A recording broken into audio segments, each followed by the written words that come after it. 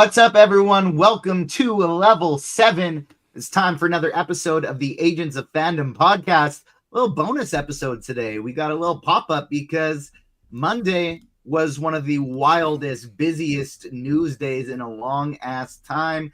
We have DC that said, hey, we're going to have a secret meeting. And then at noon Eastern on a Monday, we're going to release all of this news and just overload everybody. But Disney said, wait, we're not going to be left out.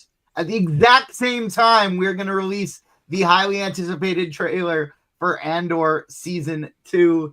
So we got lots to talk about today. In addition to that, we got some first reactions for the first 2 episodes of Daredevil Born Again to get into. And to help me break it all down, I got my co-host and good buddy, as per usual, Damon Gray. How you doing, Damon? Happy Tuesday? This is usually the day when all the news drops. That and Thursdays. Mondays, it's usually like, okay, everyone's back in the office. We'll maybe put out a poster here and there. But it's not until a Tuesday or a Wednesday or a Thursday when you get a news bonanza like that. And between that and last Thursday, Wednesday, whenever, like the last week, essentially, last 7 days, it's been crazy bonkers.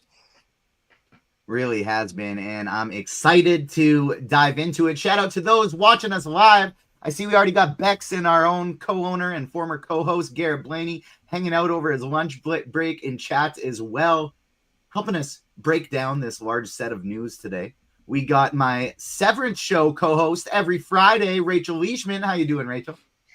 I'm good. I'm tired. Too much is happening in our world. Everyone needs to chillax for a minute. In addition to all this news that's been dropping, you're in and out of junkets all day. You came fresh out of an interview. What you got going on today? Well, I'm doing interviews for a show called Deli Boys. It's really funny. And then I have a premiere for Dope Thief later tonight. And yeah, and also I have my Matt Murdock nails in honor of Daredevil week. Clean. Absolutely beautiful. I love it. Helping us as well, we're starting things out with a 4-person booth, and we're going to expand it when we get to the DC portion. Bring in our DC expert here at Agents Fandom, co-host of the Comic Corner, AF Parker, to chat some DC as well. But he made his debut on the podcast last week, talking Invincible, and now we got Jam back to break down some news and trailers with us as well from the alternate timeline. Jam, how you doing? I'm good, man. Thank you guys once again for having me. It's always a pleasure. A lot of stuff to get into. I'm excited to talk about it. So let's get to it, man. Smash the like button, subscribe, hit that notification bell, and make sure you don't miss out on any of our great shows coming this week. I will have my interview with Daredevil Born Again showrunner and executive producer Dario Scardipan and Sana Amanat dropping on Wednesday this week. And then on Thursday, we'll be talking the next episode of Invincible. And on Friday, Rachel and I will be back talking episode 7 of Severance. So smash the like button, subscribe, hit the notification bell, follow the Agents of Fandom on socials at Agents Fandom on TikTok and Twitter, Agents of Fandom everywhere else. First thing I want to talk about is Daredevil Born Again. Rachel, we have seen the first 2 episodes. We've been keeping it in for the last week, not able to talk about it. But look, Daredevil is back. I want to go to you first, but like this is as high of quality as the original show to me. It is. I agree with some of the commentary. I think it was Brandon Davis said about the CGI, because to me, I was like, Daredevil doesn't really have CGI. So when there was the use of a little bit of it, I was like, that's not Matt Murdock, but it was necessary for the scene, so it's fine. But like, I like when Matt Murdock is very clearly like gritty action scenes and don't necessarily need the big CGI moments. So that's like my only critique of the 2 episodes I've seen is one moment of CGI. Outside of that, yeah, I liked it a lot. I think the first episode is setting a lot up. So then when we get to the second one, it feels very much like Daredevil. But yeah, it made me very happy. I was so excited to see my Matt Murdock.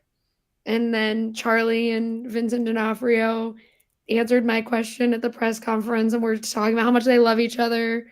And then TJ didn't put his name on any questions, so he can say he asked them, but we'll never know. But yeah, I love it. It made me really happy because I mean, Damon knows we both dressed up like Matt Murdock. I got a Matt Murdock tattoo. It just makes me really happy to have Matt back. I mean, before I make fun of myself and not so humble brag, these press conferences, I remember being told like before my first one, like, yeah, you put some questions in chat, but if I'm being honest, you almost never really get your questions answered. Like the moderator will choose some, but there's tons of people there. You very rarely get them answered. Me and Rachel get our questions answered at like a nearly 100% clip. Like every single time I go to one of these press conferences, there's always a TJ Zwarch, Agents of Fandom, and a Rachel Leishman from the Mary Sue. Every single time. Now this time Rachel got hers. I got 2 questions in, so I did better. But I'm stupid. So you say. I'm stupid. Hey, you have the proof. I sent you the pictures before the script, before the press conference even happened. I didn't see because I was in a movie. I was pulling a whole heist for this press conference. But continue. I had these 2 great questions that got to the creators and got to the cast, and I forgot to put my name in the chat function, and so I didn't get credited for them. But I do have picture proof that they were, in fact, my questions. And yeah, I'm with Rachel. I love these first 2 episodes. The first one kind of felt like it's meant to be watched in a movie theater so that you can have your, like, Matt Murdock is back moments. This is Daredevil. Woo, we're here. And then the second episode really just feels like a classic episode of the original series, and the action is amazing. The acting is amazing. The characters we know and love are back. So I can't wait to watch more of this series. Like I said, we will have interviews dropping on Wednesday. I'll have articles breaking them down. Sana Aminad brought up some really fun potential cameos we can see. Well, I brought it up and she gave me a maybe, you never know type scenario. So stay tuned for that. Stay tuned for the full interview. And we're going to be talking Daredevil Born Again every single Tuesday night right after the episodes drop. So we will be live. Make sure you stay tuned for those as well. Let's pivot to Andor because it's only 2 months before this show comes out, season 2. And there's been almost no promotional material for it, which makes sense, kind of, considering how much Disney is dropping recently, that it's like they're in full promotion mode for Daredevil Born Again. They don't really need to go to Andor yet because we got to hold off and make sure everybody's watching Daredevil. But we finally get the Andor season 2 trailer. Damon, I'll throw it to you first. It's kind of like it's not a full trailer as much as it is a teaser. It's about 1.5 minutes. Not a lot of dialogue, and an interesting music choice. I'm going to be honest. Look, I'm looking forward to this show. Andor is, without a doubt, the highest quality Star Wars television show we've ever gotten. It is not my favorite Star Wars show we've gotten, because my favorites, when I love Star Wars, it's the fantastic, it's the lightsabers, it's the Jedi. That's what I love my Star Wars. I love Ahsoka because of that. Is it the best Star Wars show quality wise? No. Andor is significantly like the better quality Star Wars show. That being said, I am so sorry. I thought that was like one of the worst trailers I've ever seen for any Star Wars major franchise project I've ever seen.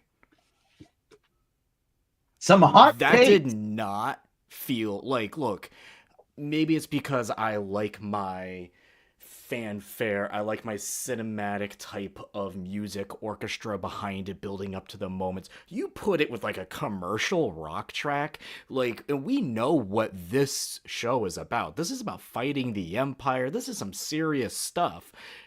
And I'm sitting back and I'm like,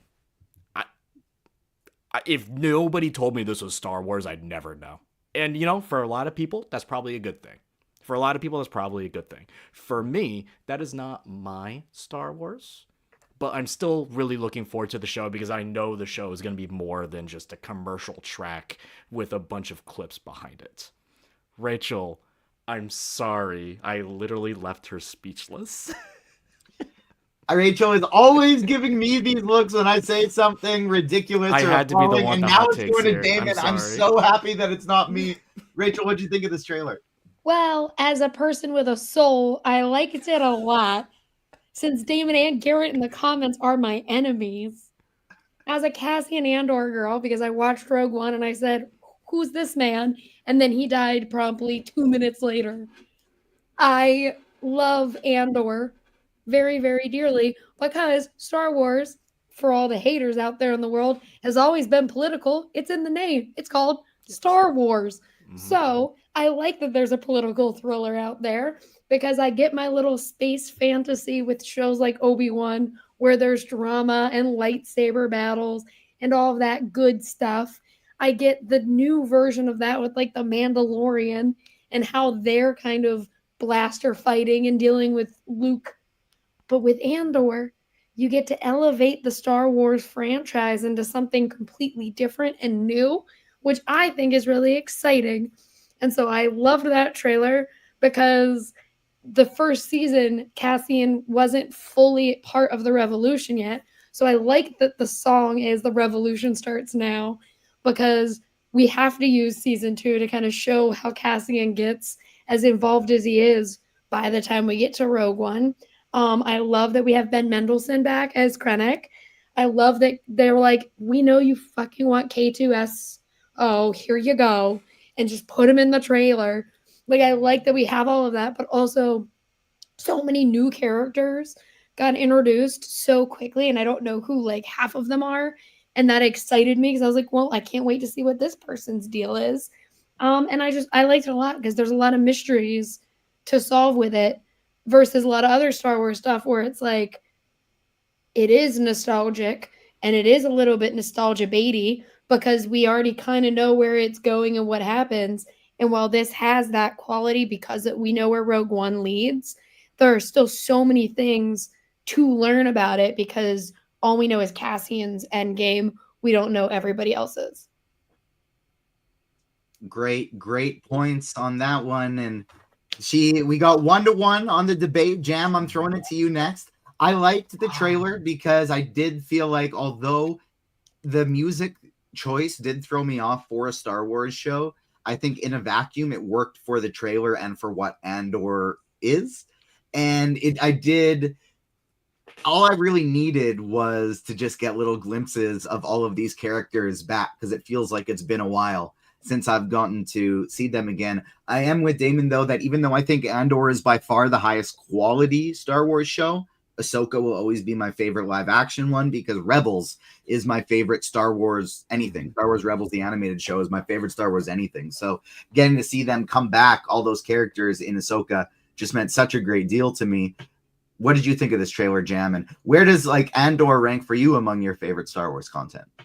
Yeah, man. I'm kind of with Damon. Like, not about the trailer itself, more so just like I really think Ahsoka, and for me, shows like The Acolyte is what I love about Star Wars. The mystery, the fantastical themes, Jedi, the Force, like all of that stuff is really what I think captures me more of Star Wars versus other sci-fi things that I could dive into.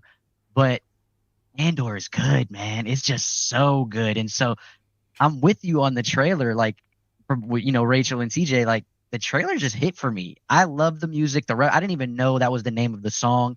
Rachel just made it poetic for me. I think it just wraps everything up beautifully.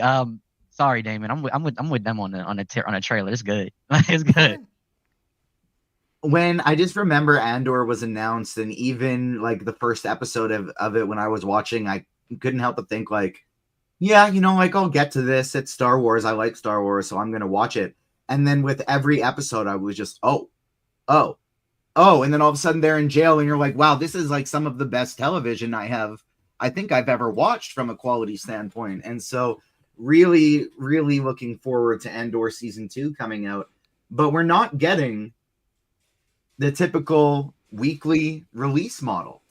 We know from Andor season 1 that they had specific arcs throughout the season. It was like a 3-episode arc with each story that they were telling throughout the season. But now we're going to have 4 3-episode arcs dropping in a total of 4 weeks. Rachel, I could see by your head shaking you had thoughts. They're not releasing this one weekly. We're getting 4 weeks of 3 episodes at a time.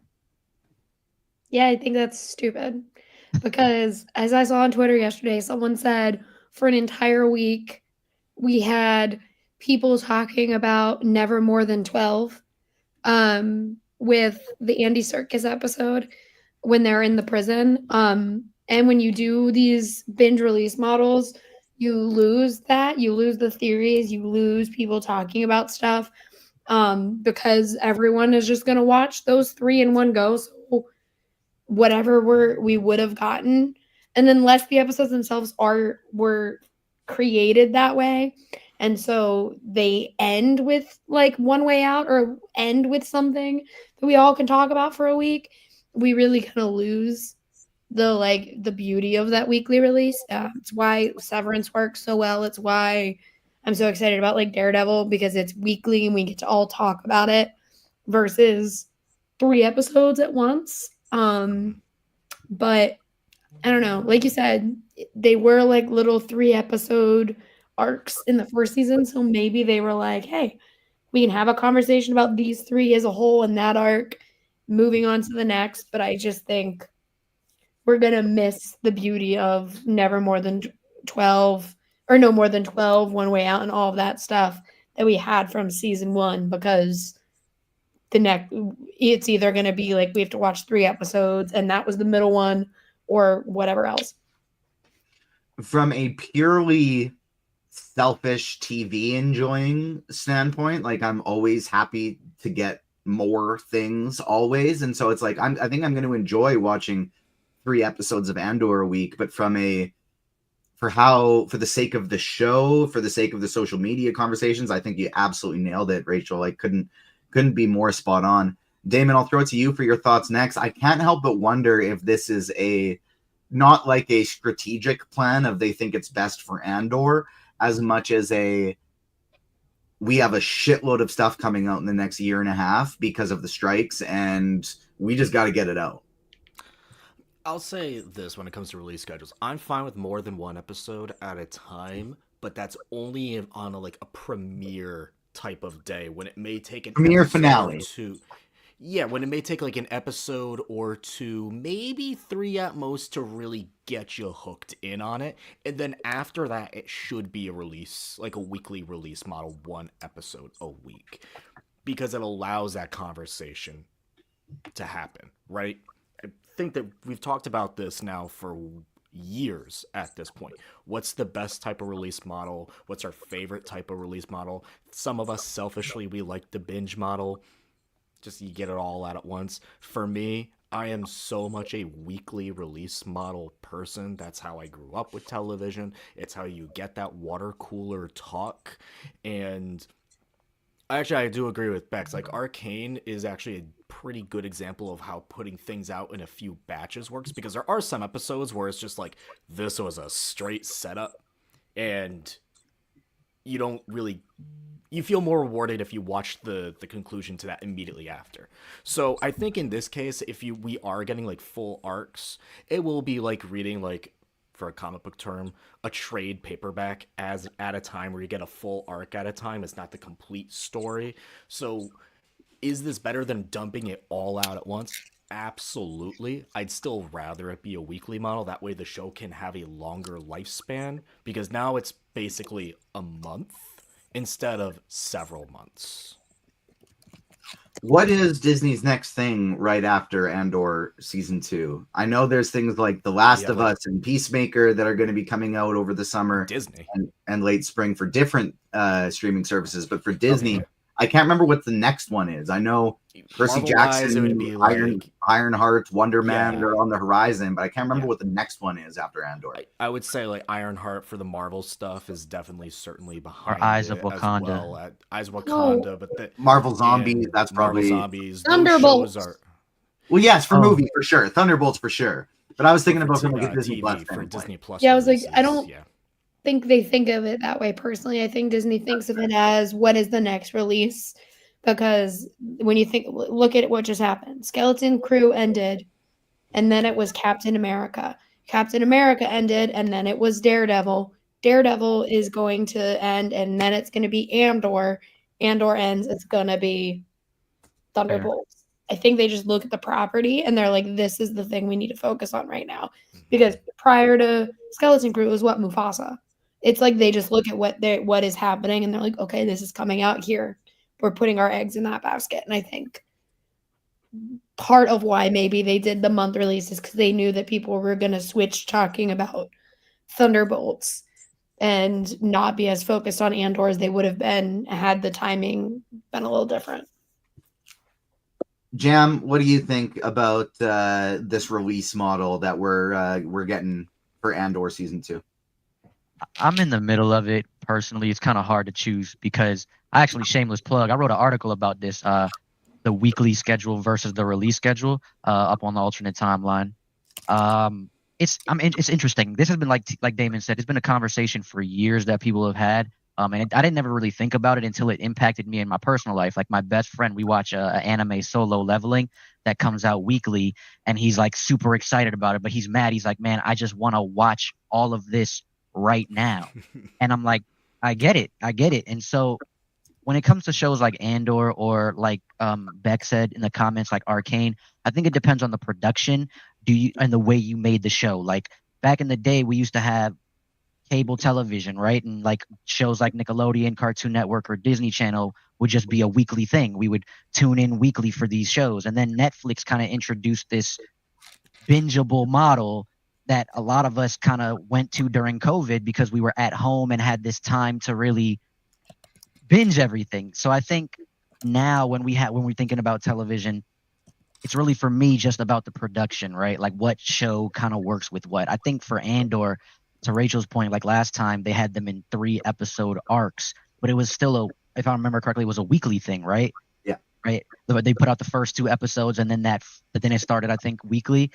With this, it feels like them just kind of condensing it all in one arc, or excuse me, in 4 separate arcs, but all at once. And I don't know how I feel about that. Like I got to see how it works out because, like Rachel said, it kind of takes away that conversation that I think benefits Star Wars, especially in a time like this when Star Wars needs another W. You know what I mean? Like that does make a lot of sense. And just looking at things now, I think what Rachel was saying before about how Disney likes to lay out their release models, and it doesn't matter if it's a show, it's a movie. This is what we want to focus on. Looking at their schedule, that does actually make a lot of sense when you consider that the next show that I believe, if I'm not mistaken, that they have from a Star Wars or Marvel standpoint right after Andor is Ironheart on June 24th is the release date for that. So you got your 2-month window for Thunderbolts in theaters, and then, hey, let's dive into, or 6 weeks, and then, hey, let's dive into Ironheart, then Eyes of Wakanda in August, and things go from there. Percy Jackson, hopefully, at the end of the year, and the other animated shows that they got cooking. Marvel Zombies probably for the fall around Halloween, if I were to guess. I think that's been announced, but I can't remember perfectly off the top of my head.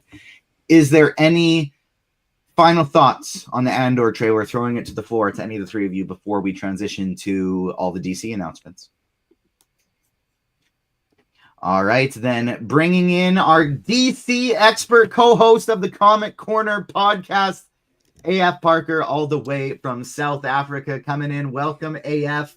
I'll throw it to you first here because we got this secret meeting from DC Studios, and they released all this news on Monday. A lot of it kind of starting out was just like, hey, you already know we're making these. It's going well.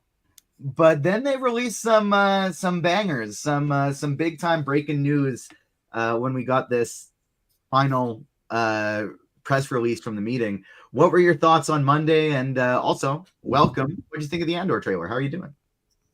Hey, everybody. Yeah, it's good to be back on the AF podcast for the first time, I think, in about 2 years. So that's quite cool.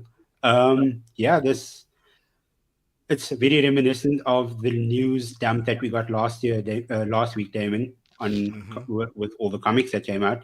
So that was quite cool. But the one thing that stood out to me above all else was the fact that they finally just put the news and the rumors down about Robert Pattinson being the DCU Batman. Everybody can rest now.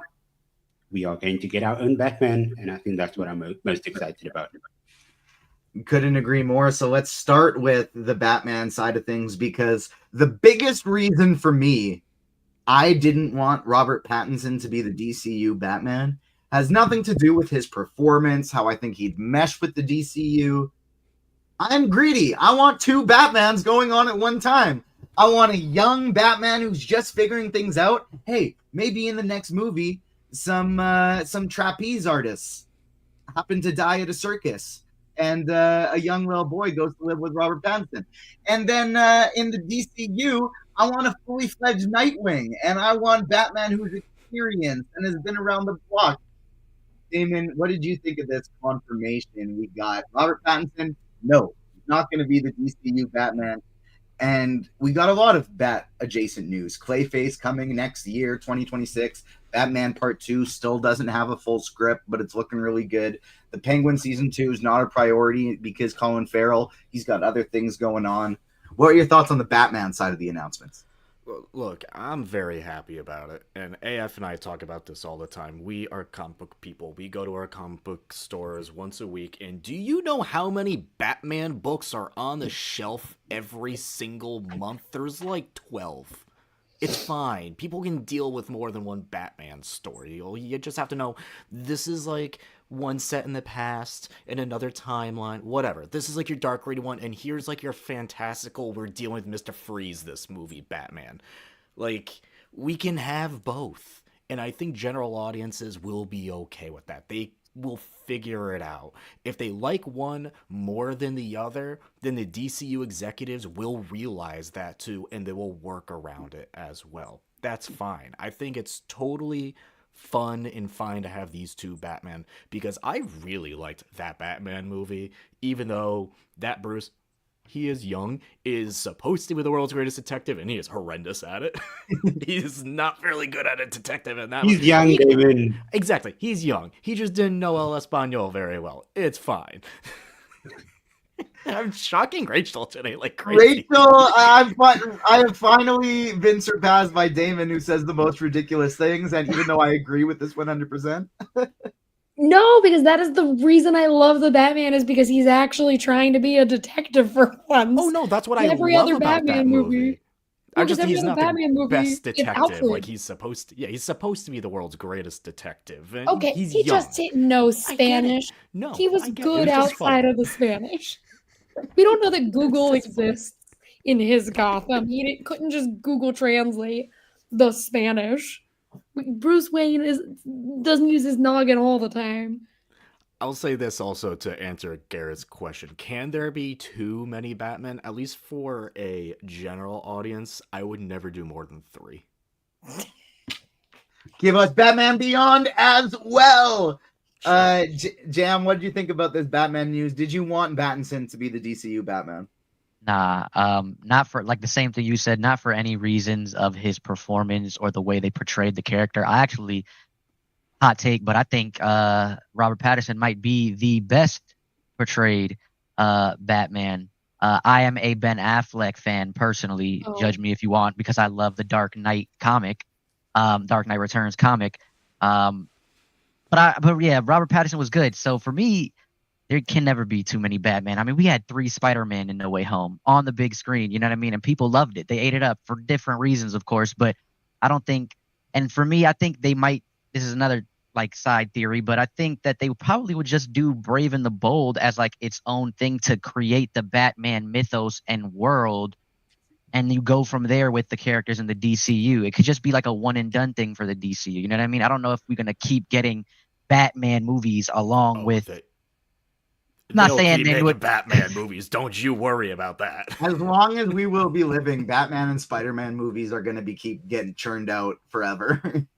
What I mean is like more just for the DCU aspect. I don't know if they, because that's neither here nor there. But I just don't think you can never have too many Batman. And I would like a lot of these. I just like their worlds to be different. I don't know. I think what Matt Reeves is doing with his universe, I would like to see that kind of stand on its own. Beck says she's a fan of the Adam West Batman. Deep cuts there. Rachel, how many Batman is too many Batman? And don't tell me you're not wanting a young Dick Grayson in the Batman Part 2. Whatever. Robin is like, listen, all I want in this world is Helena Wayne. And I am so tired that I constantly have to see Dick Grayson's face when Batman has his own Constantly? children. When? Listen, if Dick Grayson in fucking, what's it called? Batman Forever and Batman and Which Robin. came out when? Soon enough. And then... Like Dick and Grayson then down here, so we Dick had Grayson. the fake out with Joseph Gordon-Levitt where he said his name was Robin, which also kind of pissed me So off. ridiculous. So Christopher again, Nolan. not Dick Grayson. But his name isn't Robin. Yeah, because Christopher Nolan knew Robin sucks. And then, but here's the thing. I just want Damian Wayne and Helena Wayne to have a moment in the sun. And every time I turn around, people are like, Dick Grayson, you gonna bring in Robin? No. Let Batman's children live in live action for 2 seconds, and then I will allow Dick Grayson his time in the sun as well. But I want my Batman kids. I'll say this. If I never get Dick Grayson as Robin on a silver screen, I will be totally fine. Because I only want one thing. I need Dick Grayson as Nightwing on a silver screen. Fine. I will allow I would have Nightwing that to 50 happen. times over than him as Robin. 50 I'll times. 'Cause allow I mean, look, Nightwing to happen. I'm shocking Jam over here. Nightwing's my favorite character, dude. And for a lot Mine of people... too. Yeah, so I'd rather see him as Nightwing than Robin. But I feel like the story of the boy leaving his father to figure out how to become a man is essential to the Nightwing character. Like, you can't have Nightwing without Robin, without him being Robin. Like, that is the whole... And you can't... And I respectfully disagree, Rachel, because you cannot have Batman without Robin. The whole thing of Batman comes with him learning how to raise his son. Don't get it twisted. Dick Grayson is his ward. That is his son. Those are his kids.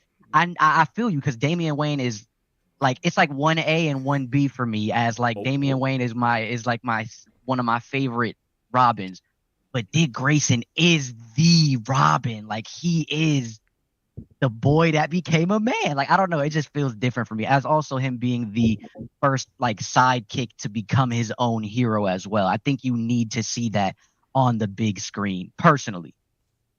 And don't forget everything that happened with Jason Todd as well. That shapes Batman to not repeat the same mistakes with every other Robin that comes afterwards, because of the guilt that he feels. So the Robins, like Jam, you said, it's so essential to the character of Batman. It's so essential to the man that he is trying to become. But it sounds like with Brave and the Bold, we'll be getting to that point already. Like, it sounds like, we already have Damian, who's a psychopath, and I love him for it, as Robin. Jason Todd will already have happened.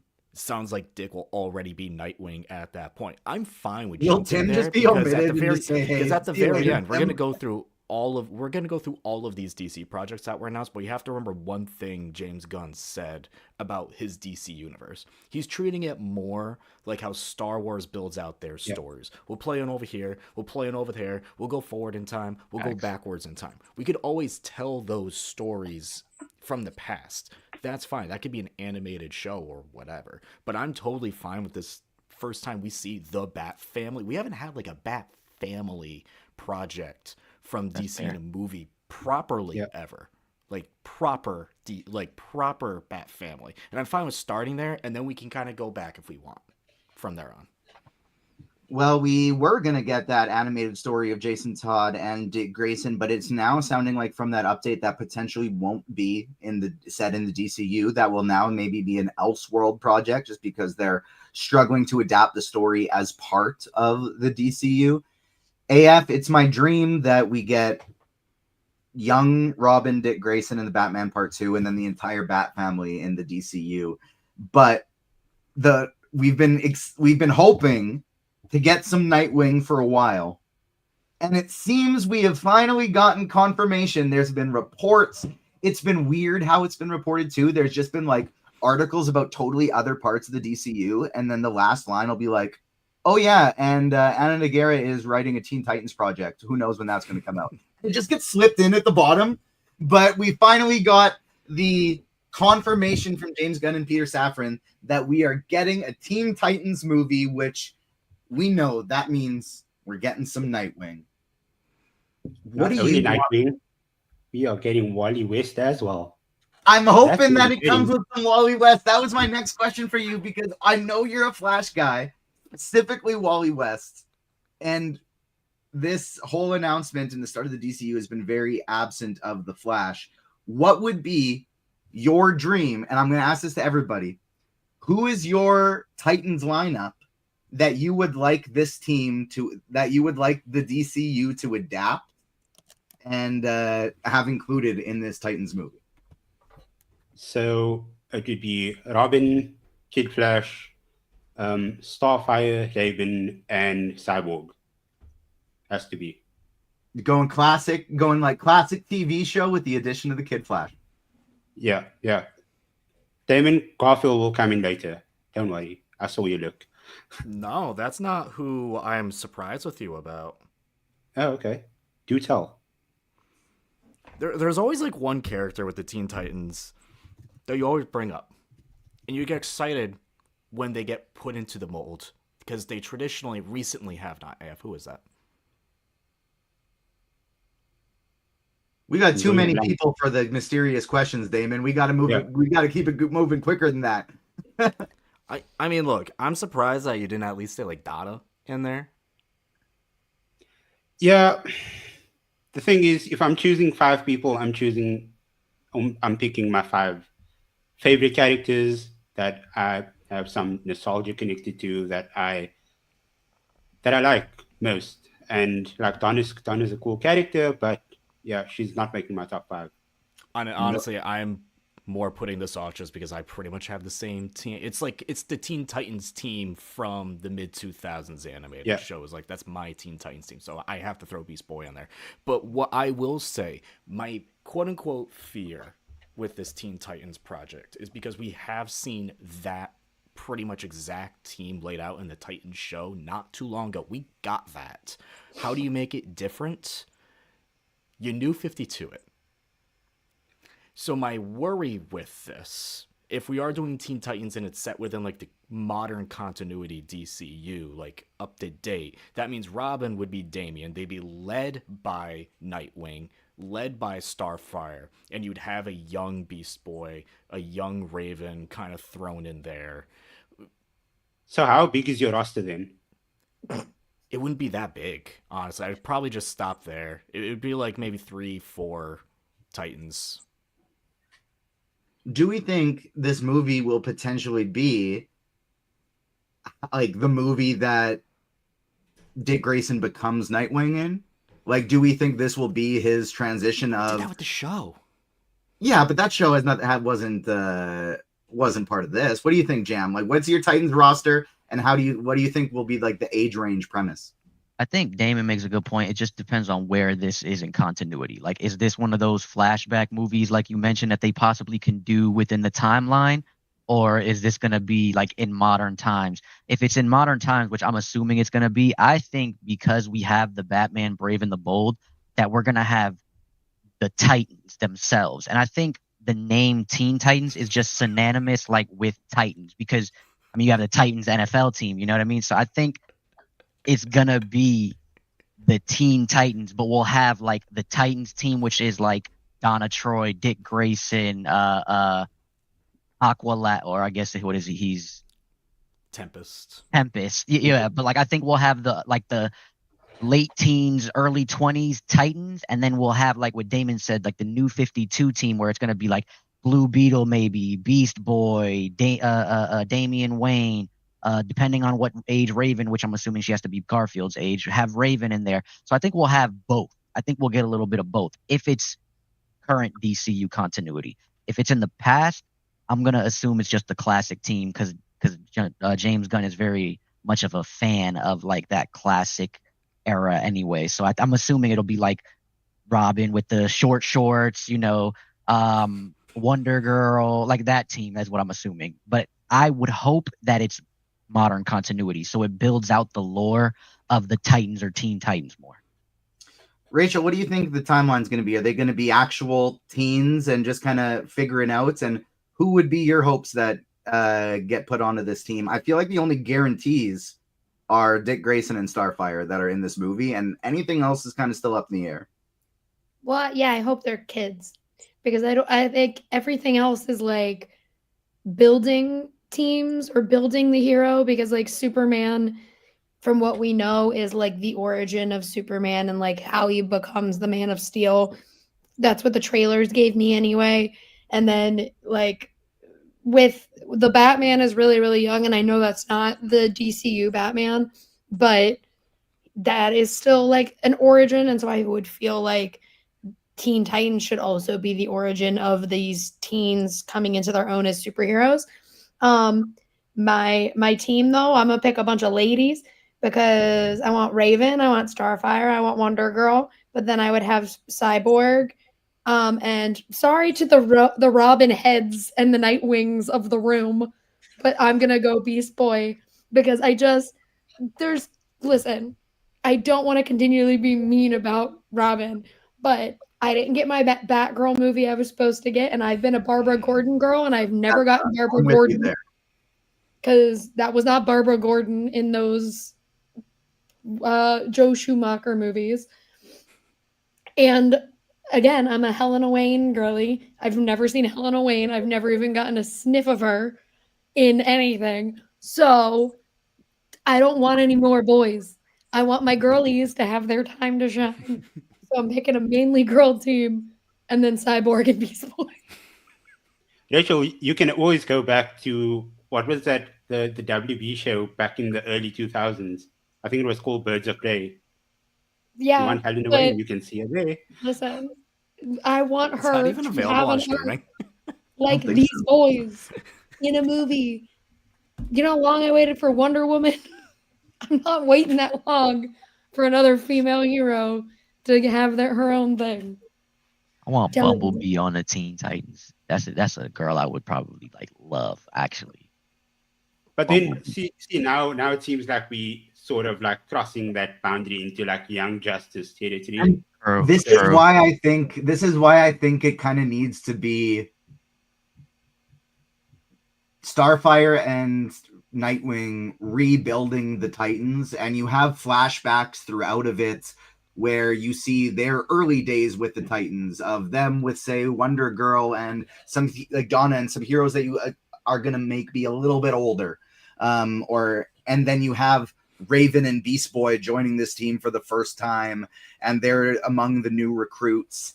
And you show some Wonder Girl, show some Blue Beetle, have them like for you about this. I know, I'm making Young Justice over again. I know I am. You're making the Titans show all over again. I know, but like I do think a combination of those two things are kind of where like the happy medium is.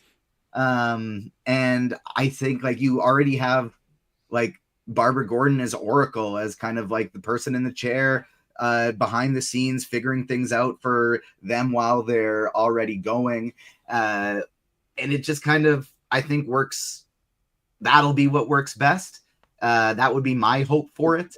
And Garrett and Chad saying the same thing as you, Damon, a little bit too similar to Titans in that case. But I think if you utilize different characters. I'm picturing you going into a board meeting being like, guys, hear me out. What if we make Teen Titans, but we make them real people? Thoughts? Like, that's like the pitch that this sounds like. The biggest difference that I think needs to be included, and this is the part that I was saving for last to kind of have it be full circle, of what the Titan show did not have, is it needs, say it with me, AF, Wally West. That needs to be included in this show, because we've done all this Barry Allen content over the years. And don't get me wrong, Barry's cool, Barry's great. But Wally's faster, Wally's cooler, Wally's better, and he fits this demographic. I think that is the way to get the sour taste of the Flash movie out of people's mouths for DCU, is have the new Flash be Wally West and have him figure out his shit in this Titans movie. That's definitely where I think we want to go with this. Titans, Batman, covered both of those. Production is cooking like usual and all going well on the Blue Beetle animated TV show. I'm very excited for that. Supergirl, Woman of Tomorrow with some Jason Momoa in this, with a movie that everything is coming together to look like it's going to be really good, and that's going to be coming out in 2026. That movie is going to destroy people. If it is anything like the comic adaptation, it is going to be a emotional movie for the masses. And we also got an update on Paradise Lost, the Wonder Woman prequel series it was described for at this update. And they said that don't know a whole lot about it yet, but it's going across in development. And Rachel, you said you want the girlies. Well, we're about to get a whole island of them because they just said they got a pilot episode turned in for Paradise Lost. Good. Let the Amazonians have their time. Because don't think I've ever forgiven Zack Snyder for what he did and Joss Whedon did to my Amazons in Justice League. Because I have not forgotten and I have not forgiven. But I think that'll be a really nice thing for Wonder Woman, because I do think right now people still have a bad taste in their mouth about Wonder Woman. And so I think that'll be a nice way of kind of rebuilding the Wonder Woman trust and kind of going back to Wonder Woman's roots, because the first time many of us met her was in a TV show, whatever that TV show may be, whether it be an animated show and or the Linda Carter Wonder Woman. And so I think that'll be, I like that. I like that that's the introduction. It's going to be, I'm very excited to see who they come up with as the new Wonder Woman. But AF, to me, this seems like it's going to be one of the first, if not the first story that's like not present day DCU. This, pardon me, this to me seems like the one that is going to be way in the past, so that they can tell whatever story they want and don't have to worry about where specifically Diana fits into the current day DCU. Yeah, exactly. And I think that's probably what interests or it excites most people, because it's going to be stories that we haven't heard of before. And we know that when it comes to James Gunn, when it comes to storytelling, he is probably like on the highest tier. So he's like, he said, if a project in the DCU is going to get greenlit, there has to be an exquisite script that has to be submitted first. So we know that we are going to be eating amazingly well. And yeah, an Amazonian show does not have to be centered on Diana. It doesn't have to be centered on Wonder Woman. There are so many amazing stories that can be told around that species, and I'm psyched. I'm so amped for it. Damon, what do you think? Is this going to be a way in the past telling stories of, you know, Diana's mom or maybe her birth, things like that? Or is this going to be totally separate? Or is this going to be a training ground where we see Donna Troy and all the different Wonder Girls developing? Well, they specifically said prequel series, so Yeah. It can't be that. Or at least you said that they said it was going to be described as a prequel series. So it can't be anything with like Donna Troy or anything with that. I'll say this on the matter. I mean, just to kind of repeat things, the Amazonians have so much history that doesn't just involve Diana. You can do so much, even if it is set in the future. You have like so many different Wonder Girls as well, and Nubia, who also had a show on CW for a hot minute as well. Like, you can do so much with that. Shout out to friend of the show, Sally Lockhart, who en France, she's the one of the writers for one of the artists for the Nubia books. Yeah, and I'm just looking forward to see what they can pull off, what they have to offer, what more they can introduce to maybe like the general public that they wouldn't know about the Amazonians. That's just like, hey, we're more than Diana. Here you go. And get people excited about it. Jam, what do you think? Is this going to be Diana-centric or further in the past? I think it's more further in the past, just focusing more on building her whole like mythos and lore out, the universe around Diana without Diana, if that makes sense. Like, that's kind of where I'm at with it. Now, I do think this would set up something for Diana, like maybe the ending of the series is her birth or being sculpted out of clay or whatever the case may be, something like that. But I do think it's a prequel. Yeah, it could also just be about Hippolyta, like going on this journey, and by the end of this project, it's like that's where we see Diana being created, essentially. I'm also totally fine if they don't tease or mention Diana at all, other than Same. just it's like, hey, here's a lasso somewhere, or ooh, look, a shield, right? Like, that's all I need. I don't need them to be like, say anything else. I really don't need Lasso any. somewhere. There's a lasso somewhere. Didn't they say Put me in the it's like writer's room, really, Rachel. it's like really inspired by Game of Thrones Somehow a or lasso something like that? returns. I think Yes, in the they did say synopsis it that. mentioned I remember that because that immediately got a bunch of people get with their minds in the gutter, being like, "What do you mean an Amazonian show with Game of Thrones vibes? What's that gonna look like?" Amazing. That's why. That's what. That's what. I will say, when it comes to Diana, like putting her aside, didn't hate the Gal Gadot movies.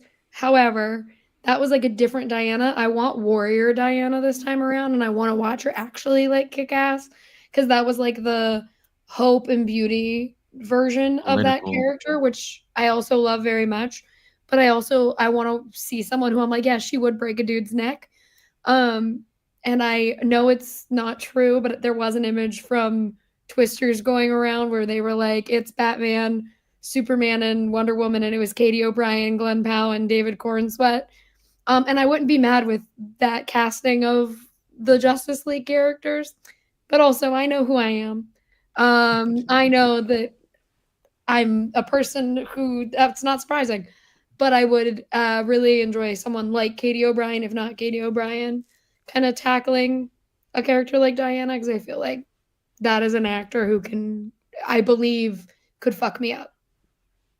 Fair, and that's I think that's a very interesting, not interesting, not the word I'm looking for, but like a very good breakdown of what we've seen in Diana and what we need to see further, because we haven't seen that side of her of like, maybe this is not Superman, but she's fucking everybody else up outside of Superman. Like, this is one of the strongest beings in the DC universe, and or at least among the heroes. And so definitely looking forward to seeing that side of her in the future as well.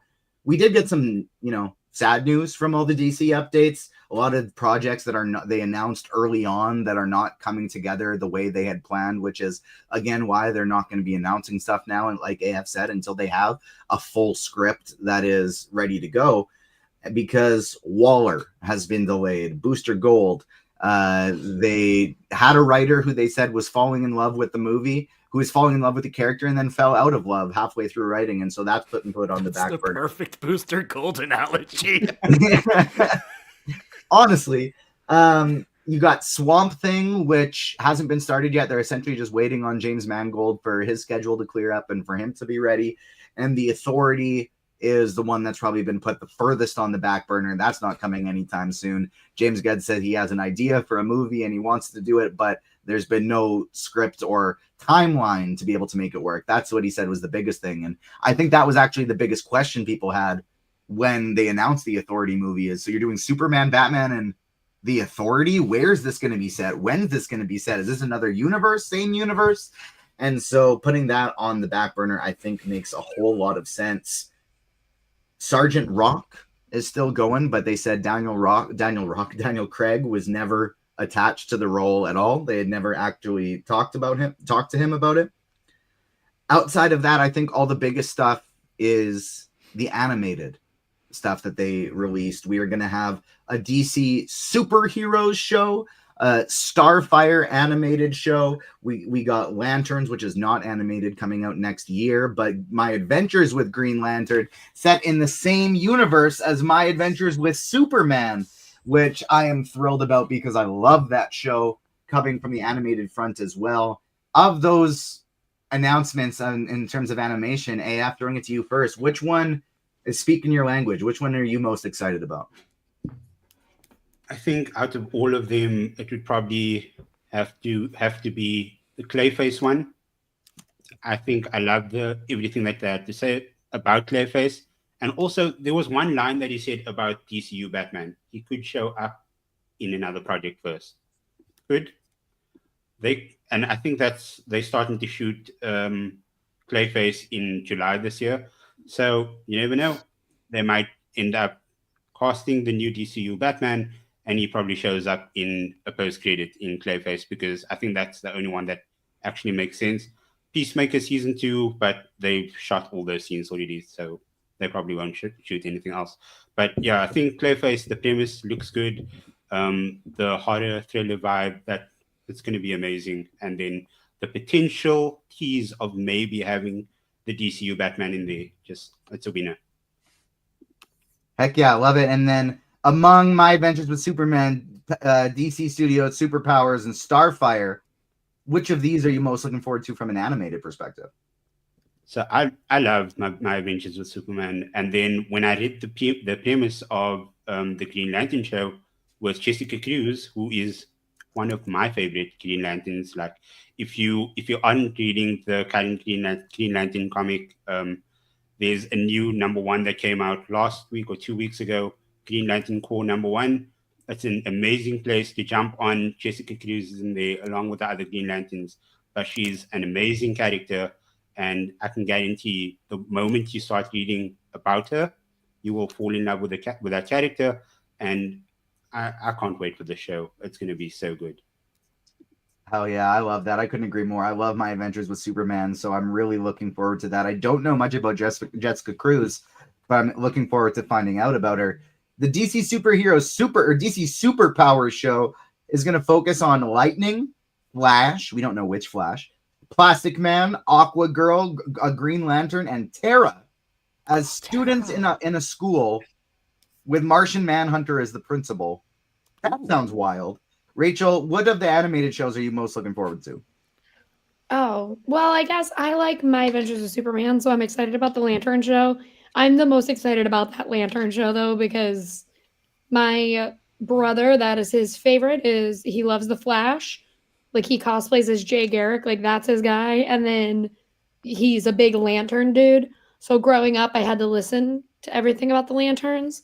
So when they announced that that Lantern show was based on True Detective and had Kyle Chandler, I finally had the upper hand because I knew more about both True Detective and Kyle Chandler. And I was like, I know more than you do about a Green Lantern thing. So Green eyes, full lanterns, can't lose. yeah, story of my life.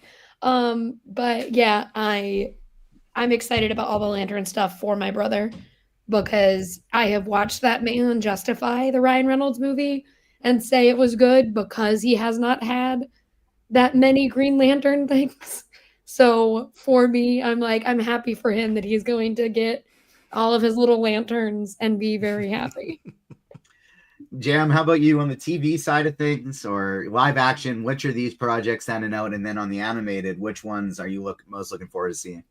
Yeah, live action for me is probably got to be the Lantern stuff too, like we talked about earlier. Just Jon Stewart's my guy. I'm so excited to see him in a live action premise. And then probably my adventures with Green Lantern is also going to be the animated thing I'm most excited for. But I think Superpowers is going to be the most surprising. Like I think that just has like a good premise of fun. It almost sounds like Charles and the mutants in school, right? And he's teaching them how to basically use their powers. Well, this is like Martian Manhunter as the principal, and I think it'll be fun in that way. Those are probably the two animated for me. It kind of reminds me of the concept of the Ultimate Spider-Man, where like I was just thinking that. Nova, Spider-Man, White Tiger, Luke Cage, they're all And Agent Coulson. Yeah, all going to school together with Coulson as the principal. Damon, which of these shows are you most excited for? I can't believe DC is doing Strange Academy before Marvel does Strange Academy. God damn it. I'm actually, so one thing, when they said we're doing a new My Adventures with Green Lantern, it just made me, because I've been saying that Your Friendly Neighborhood Spider-Man is essentially Marvel's version of that. Now I'm just like, man, I want a Your Friendly Neighborhood Daredevil now. That'd be hilarious to go through that entire universe, but with like that little twist on things, and you even see that in that finale. But one show nobody's mentioned yet is one that has very high potential depending on tone, and that is Starfire's show. They can either go very light, very bubbly, it could be for an all ages audience, and that'll be just fine. Or they can go with like her comic book origin, which is so dark and twisted, and they can make that thing hit hard. So when we finally see her probably appear either as a more young adult or the same age or whatever route we go with in the Teen Titans, really, if you can get this to a larger audience, will truly know Coriander. And if they go, I kind of hope they go a bit of that darker route, because then that could really make everything with her character just hit a little harder. Described as the series is described as when she leaves Tamarin, she will be going to the deepest reaches of the universe and exploring all corners of the DC universe. So looking forward to that one as well. I think of the animated ones, it's My Adventures with Green Lantern I'm most excited for, and then it is probably Lanterns from a live action perspective of the TV content as well. But the surprising thing to me is, in a day and age where I don't actually believe this is true, but so many people on the internet complain about superhero fatigue, when in reality, I just think people want good projects, and sometimes they don't know which are the good ones, what are the bad ones, what are connected to what, and it's not always very clear for the average viewer. But when the good projects come out, it doesn't matter the genre, people are going to go watch them. I think if anybody's got a fatigue, it's maybe Rotten Tomatoes critics who don't like superhero movies but have to. Not all of them, Rachel, I'm not calling you out. I'm saying people who don't like comic book projects but have no choice but to review them because they're the big movies. I feel like they probably got some fatigue, but other than that, people just want good projects, and comic book fans are always going to want more and more and more stuff to come out. But in a day and age where Marvel is saying, hey, we're actually going to slow down our production. We're going to develop more than we produce. We're going to slow things down. We're going to release fewer projects per year starting in 2026. DC is saying we are going to release 2 live action movies, a live action animated, or an animated movie, an animated TV show, a live action TV show every single year. 7 total projects the DCU plans to release each and every year. AF, you are a DC fan, so I think I know your answer, but do you think this will be too much? I could be excited, but I'm actually a bit worried because I feel like it's a very tall order, especially with how high the quality level is for James Gunn. He wants things to be amazing before it even gets the green light, and I don't think that there's 7 projects that is actually in production right now. So if it's from the starting of 2026, what will be the 7 projects for next year? I can't think of anything, because there's Supergirl, Woman of Tomorrow will be the one movie. Clayface will be the other. Lanterns, the live action TV show. I feel like basically almost everything they announced today, but it's just when after how do you keep that up for getting an animated show done within a year, by the way, is a wild ask. And not just one, exactly, 2, and a movie. Animation takes a long time, and we know that. So putting those as part of your standards, like 3 each, is a tall order. Yeah, and then you just go back to what you said earlier about the Booster Gold show. Like, the guy came in, he fell in love with the project, he loved what he was doing, and then he fell out of love. So how do you prevent stuff like that from happening as well? Somebody could be halfway through their project and just like, oh, peace, I don't like this anymore, and I'm out. So yeah, I think 7 projects per year to try and commit to that is a very tall order. I'm always down to the fact of quality over quantity, and I think Marvel realized that over the last couple of years as well. So I hope DC isn't shooting themselves in the foot with that one.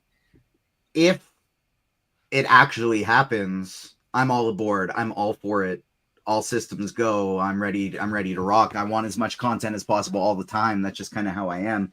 But with knowing the PTSD we kind of have from DC projects and things being announced and never coming out over the years, and when they do, maybe they're not the best. And now even seeing Marvel after years of, yeah, they announce a bunch of shit, but look, it's all coming out. Here it is. It's great. Where we're getting the delays, and is Blade ever actually going to happen? And Armor Wars, yeah, that's not happening anymore. And these various things like that, we are seeing when pandemics and strikes and life happens, early announcements and over announcing can harm a company. Are you worried about that at all, Rachel? Or do you think, nah, they can 7 a year, that's no problem, they're just going to let it run free? I think it'll be fine just because it's a rebuild. Like DC is fixing itself.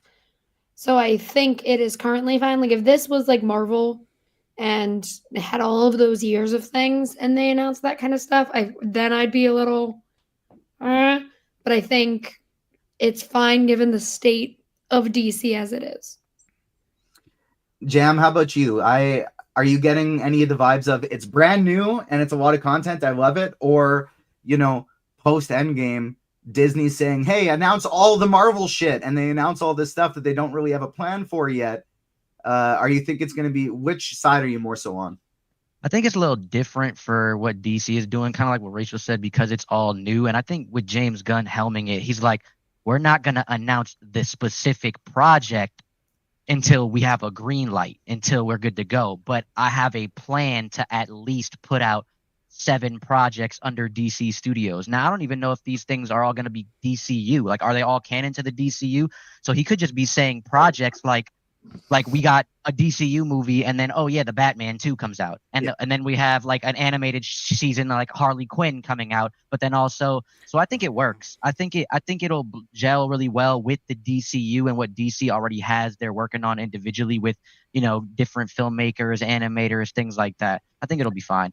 I'm not too worried. I'm more so like kind of what Rachel said. It's they need something, man. Like we need to kind of get going with DC, whereas Marvel has had so much time invested with the general audience that really comic fans are really what's kind of keeping DC at this point with their live action and, you know what I'm saying, and TV show and Batman. I mean, everybody loves Batman, right? So, I mean, that's really what it is. So DC needs, like I said earlier with Star Wars, DC needs a W. And I think 7 projects isn't really overdoing it. I agree with you, Jam and Rachel, 100%. I'm on the same page. I do just have the same worry as AF of, it's just announcing it all makes me scary that if you don't hit that target, you're leaving us all disappointed. And if it works, make it 12, make it 13, make it 20. I want all the DC projects, but it's the setting people up for disappointment that I'm worried about. Damon, how about you? I think it's just funny that's 7 projects a year, and when Marvel was cranking out projects a few years ago, everyone's like, it's too much. And then when they say we're doing 7 projects a year, it's like, yes, finally someone gets it. And I'm like, that's the same number, what are we doing? I know. Regardless, it's hard for me with DC right now because it's one of those, I have to wait and see. I have to wait and see if this stuff actually is going to go through, if it's actually going to happen, it's actually going to get through on time, because we have already gotten to that point with, we listed 3 projects that are officially on the back burner that were quote unquote announced.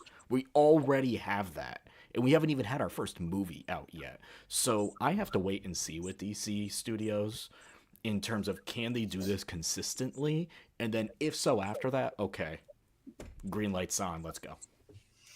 It's so funny, and I love that Bex is giving Carlos a hard time in the YouTube chat, because Carlos, the most cynical guy that we know, is being is giving us a hard time for being cynical about all the announcements. But it's when we've been hurt before, we got to go in our MJ Zendaya modes. Expect disappointment, and you will never be disappointed. I did just rewatch No Way Home last night. Great movie. The extended cut is even better than the original. I don't know why they didn't just make the original the extended cut, because all that extra dialogue really does help that movie. But that's besides the point. We've talked Star Wars. We've talked DC. We're going to be talking Invincible on Thursday, Severance on Friday, Comic Corner coming on Saturday. AF and Damon, what is coming for this coming week of the Comic Corner, which I must applaud you guys for. Maybe it's all the Gwen Stacy news, but Comic Corners have been popping lately. They've been doing really well. Yeah, we have our moments, and it helps when we have something to be mad about.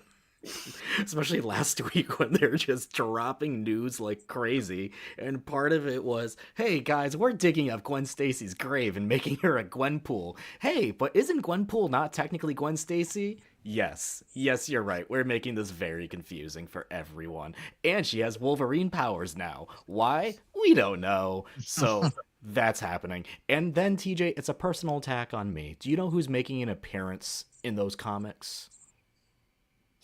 Jeff the Land Shark? And yes. Both? Yes. Yep. Why? Why must they All do your this to favorite me? characters going in Love that you, video. Damon. That's fun. Because Why must they Damon, do they this to heard me? your podcast and said, bet. Yeah, literally. Look at Quite you. literally. This guy's So annoying anyway, the shit out on of me. a, How can we piss him off? on a good note, the thing that's really been keeping my love with Marvel and DC right now have been their alternate storytellings, and that is their Ultimate Universe and DC's Absolute Universe. And tomorrow is the new issue of Ultimate Spider-Man. Ultimate Spider-Man comes out tomorrow, and we'll be talking about that this weekend. Can't wait. It's the finale to the Kraven the Hunter arc. We will also be having some interviews drop this week related to the Comic Corner. Fat Thor will be talking to Jeremy Adams about his brand new exclusive DC contract, writing different DC books. We will have my interview dropping for Daredevil Born Again on Wednesday with showrunner Dario Scardipan, as well as executive producer Sana Amanat. I am really excited to share that one. We got some really good stuff. Sana is so cool, and it was really fun to get to chat with her. And then on Thursday, myself, Fat Thor, Sean from Metalcore Nerds, going to be talking some Invincible. On Friday, myself and Rachel Leishman will be talking Severance. And on Saturday, like I said, we got the Comic Corner. So smash the like button, subscribe, hit the notification bell, follow us on socials. Rachel, where can people find you on socials, and where can they find your wonderful content? You can follow me at Rachel Leishman on Twitter and Rachel_Leishman everywhere else. You can read my work on the Mary Sue and Collider.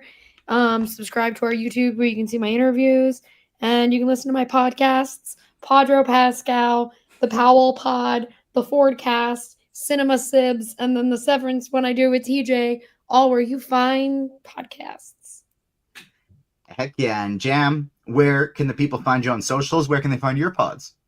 Yes, sir. Jam Session, replace the E with an X on all social medias. So you'll catch me on the alternate timeline as well with my co-host, Dennis Smith, talking pretty much anything he wants to talk about. Our 4 pillars are superheroes, anime, gaming, and fantasy. And then I also write articles really heavily lately for the alternate timeline. And last but not least, on wherever podcasts are and here on YouTube, I run a podcast called the Jam Pod. Still Jam Session in YouTube, but that's what it's called. On all podcast platforms, it is the Jam Pod. So y'all come check me out there. I basically journey across media. That's what Jam is for. Talk about a bunch of different things: gaming, comics, TV and movies, and have a nice little life segment. So that's where I'm at, man. AF, in addition to the Comic Corner, you got something else for the sports fans as well. So where can the people find your other podcasts? Yeah, so that's at Sportycast over on all social media platforms. We mostly just chat footy, WWE as well. With WrestleMania coming up, we're doing a lot of build up on that. So yeah, would be cool if y'all can give a follow on that. And then yeah, personally, I'm just at AF Parker 642 on all social media platforms. Follow the Sporty Cast, the Powell Pod, Padro Pascal, the Fordcast, Jam Session, Cinema Sibs, all the Agents Fandom Pods. Follow the Alternate Timeline. Follow the Comic Corner. We got you covered for all of your needs, your wants, your enjoyments. You want rants, you want praise. We got it all here for you. Smash the like button for us on your way out. Thank you so much to those who have joined us live today. Carlos, Brandon, Bex, Garrett, the whole crew. We thank you all. We love you all. We'll see you next time. Like I said, we'll be back here live Thursday. We got interviews coming as well. We'll see you next time, everybody. On behalf of myself, AF, Rachel, Damon, and Jam, we will see you next time.